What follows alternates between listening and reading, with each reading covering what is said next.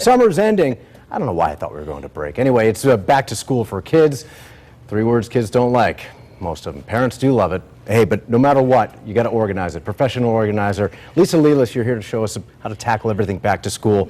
And thank goodness, we have a lot to talk about here. So let's talk about, first of all, the tax-free week that Erin Logan's been talking about. Tomorrow, or start midnight tonight. Right. How do you take best advantage? Well, you know, get out there now, really, because your school supplies are in complete abundance. You have the best selection. I know a couple years ago I tried going with the kids. Well, we'll wait for the beginning of school, beginning of September. Really, everything's picked over. Yeah. So the kids don't get their choice of colored binders or the best choice of backpacks and things like that. So take advantage of it.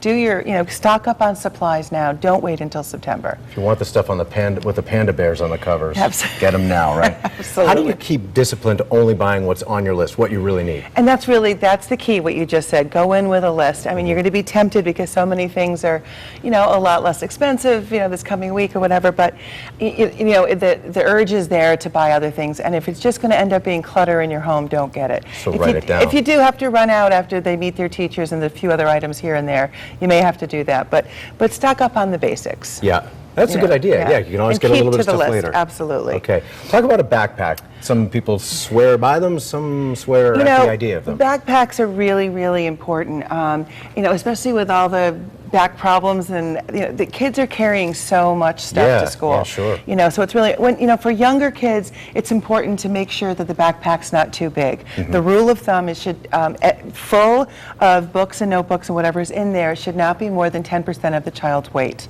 Okay. So if a child's 100 pounds, it should not exceed 10 pounds. 10 pounds. And that's a good rule of thumb.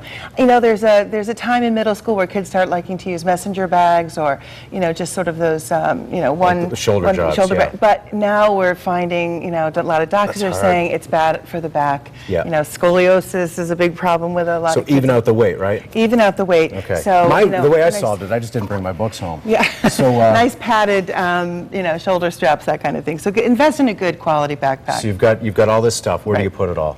Right. Well, and so your backpack, when you get home, right. Yeah, for transporting. A great rule of thumb for keeping organized at home is setting up sort of what I call a launch and landing pad. In other words, a place at home, one designated area where kids put their backpacks, they drop off everything at school, they know where to find it in the day.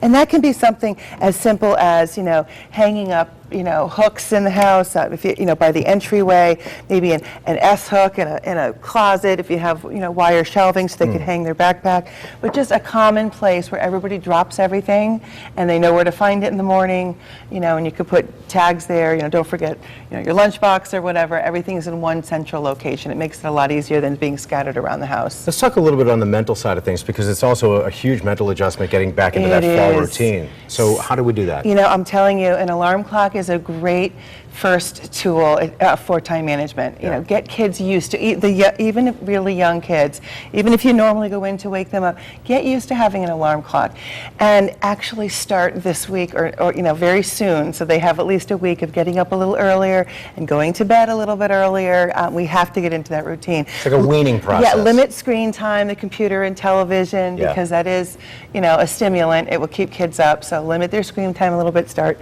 downplaying all the stimulants in life, that kind of thing. Yeah, good idea. Go ahead. Well, no, I was going to say, and set up some kind of organizing system. I found these great little apple baskets that are narrow. I put my kids' names on it. They fit right inside a narrow cabinet so that you have a drop place to put daily paperwork. If you don't set up some kind of systems in the beginning, you'll be buried in paper by November. You know what? There's so much more we could talk about. Unfortunately, we have to wrap for now. But Lisa, we always appreciate it. And of course, for this and the other things we didn't have time to get to, you can go to our website, WTNH.com, and click on Good Morning Connecticut. That's simple. Lisa, always love having you in here. Thanks for being here.